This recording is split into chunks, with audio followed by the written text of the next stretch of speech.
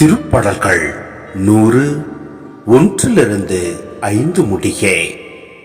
அனைத்துலகோரே, ஆண்டவரை ஆர்ப்பரித்து வாழ்த்துங்கள். ஆண்டவரை மகிழ்ச்சியுடன் வழிபடுங்கள்.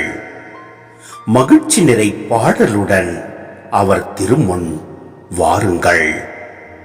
ஆண்டவரே கடவுள் என்று உணருங்கள். அவரே நம்மை படைத்தவர். நாம் அவர் மக்கள், அவர் மேய்க்கும் ஆடுகள். நன்றியோடு அவர் தம் திருவாயில்களில் நுழையுங்கள். புகழ் பாடலோடு அவர் தம் முற்றத்திற்கு வாருங்கள்.